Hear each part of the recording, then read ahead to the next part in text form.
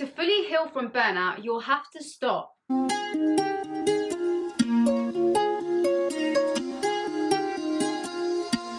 Hi guys, welcome back to our channel. I'm Yasmin And I'm Nadia. If you haven't subscribed yet, be sure to hit the subscribe button below and the bell so you're notified every time we upload a new video on how to transform your life from stressed and unfulfilled to joyful and balanced. So Yasmin and I for many years experienced consistent burnout and stress, but now we are in a place where burnout is actually a distant memory for us. And today we're going to share with you the things that we had to experience on our burnout recovery journey, which you will likely experience as well. So firstly, you will likely experience anger towards yourself.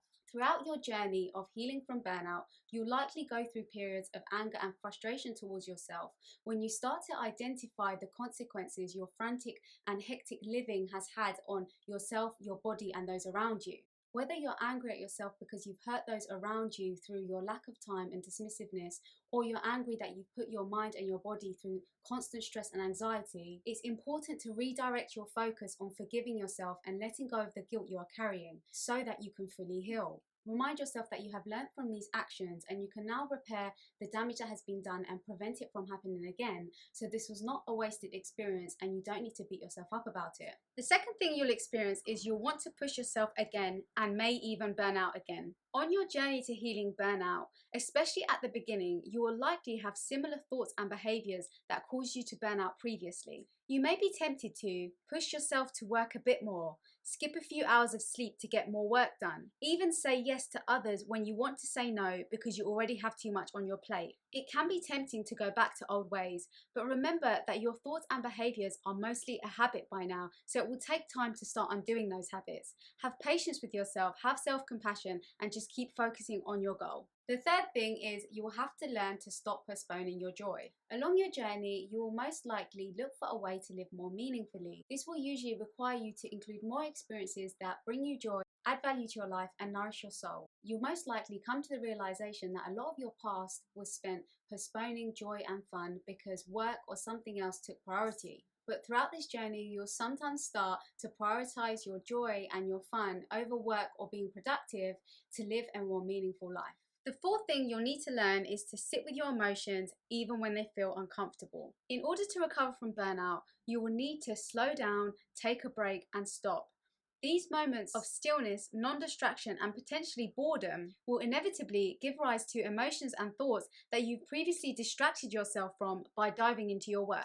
Most of these thoughts and feelings will likely feel uncomfortable, and that's why you've distracted yourself from them through your work. It's important to allow them, feel them, and understand what they're trying to teach you. Shadow work will help you with this, and I'll link our free Burnout to Balance masterclass below, and that will help you to understand and manage your feelings and emotions that arise. The fifth thing you experience is a change in your life stories. At some point in your healing journey, you'll have to evaluate and change the stories you tell yourself about who you are, how you should live, and how life should be. In order to go from where you are, burnt out and drained, to where you want to be, thriving and enthusiastic about life again, you have to be willing to remove and replace the beliefs and stories you've been telling yourself for years. Ones like, I don't have a choice, I have to work this hard. This is who I am. I'm just a really hard worker. I will always be this way. There's no such thing as balance, I've tried. Or, I'm doing this for my family.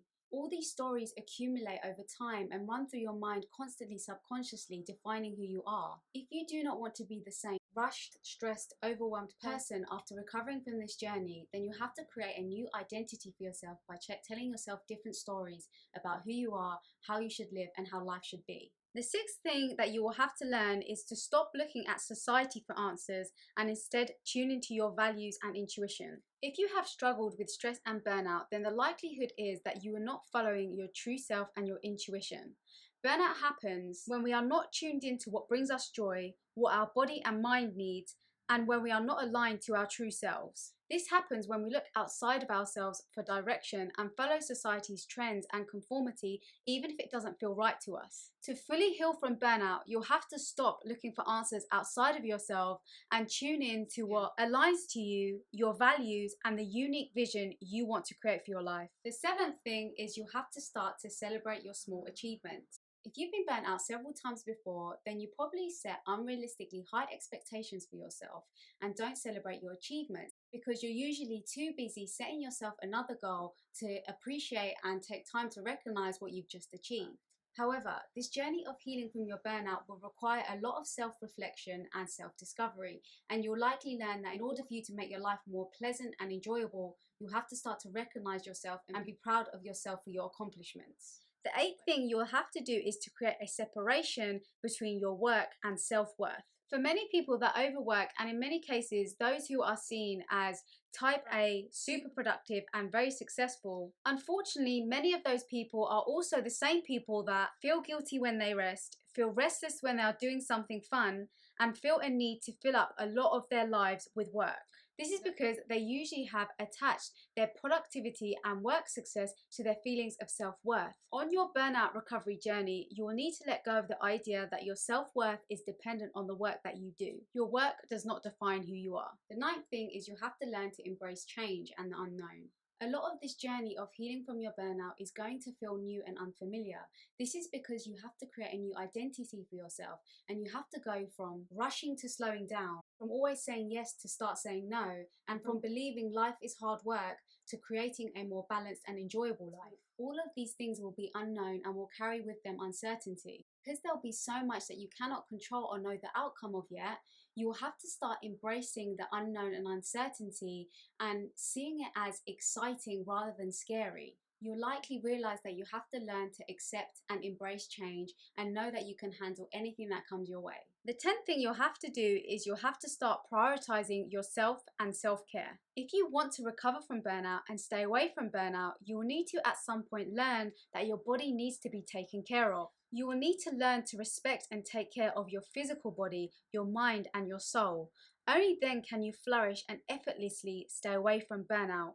Because when you respect yourself and your body, you won't even want to think about mistreating and neglecting yourself to the point that it causes you to burn out. The 11th thing is you'll have to learn the signs that you personally experience when you're on the verge of burning out.